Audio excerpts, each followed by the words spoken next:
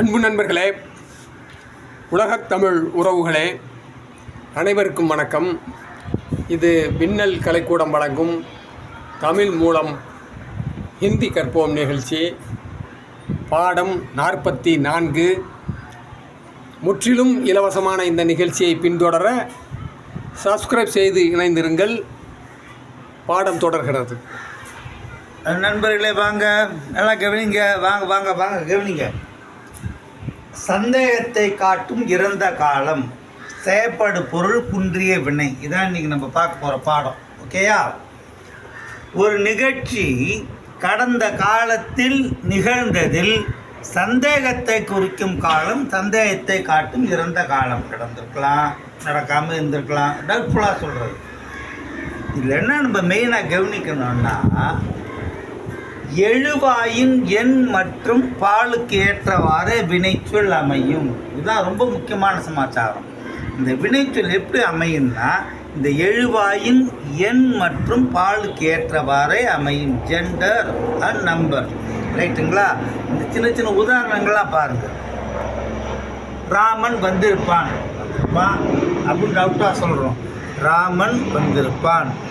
ராம் आया होगा वंदिरपान. कुमार आया होगा.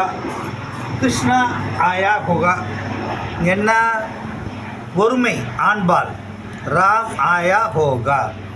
இதே ஆண்பால் பன்மையில் பார்ப்போம். அது எப்படி சொல்கிறது? ராம் மற்றும் குமார் வந்திருப்பார்கள். ராம் और குமார் ஆயே ஹோங்கே.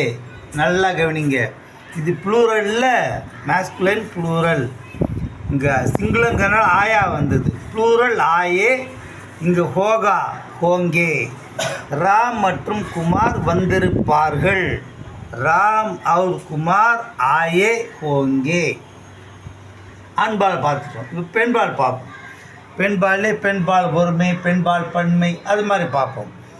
அந்த பெண்பால் ஒருமை பாருங்கள். ராதா வந்திருப்பாள். அதை எப்படி சொல்லுங்க? ராதா ஆயி ஹோகி. ரைட்டுங்களா? சீதா வந்திருப்பாள். சீதா ஆயி ஹோகி. சந்திரா வந்திருப்பாள். சந்திரா ஆயி ஹோகி. அது மாதிரி இது ப்ளூரலில் ஃபெமினின் ப்ளூரல். பாருங்கள். ராதா மற்றும் சீதா வந்திருப்பார்கள்.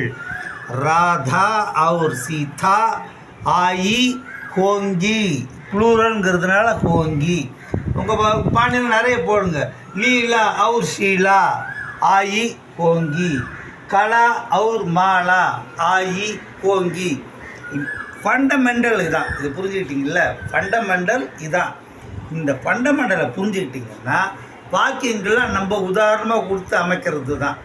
இதை புரிஞ்சுக்கிட்டோன்னா தப்பு வரத்துக்கு வாய்ப்பே இல்லை. நல்லா கவனிச்சிங்கள? திருப்பி திருப்பி பாருங்கள். அதான் முக்கியம். காரில் உந்துக்கிட்டே இருக்கணும். அப்போ தான் மனசில் பதியும். சரிங்களா?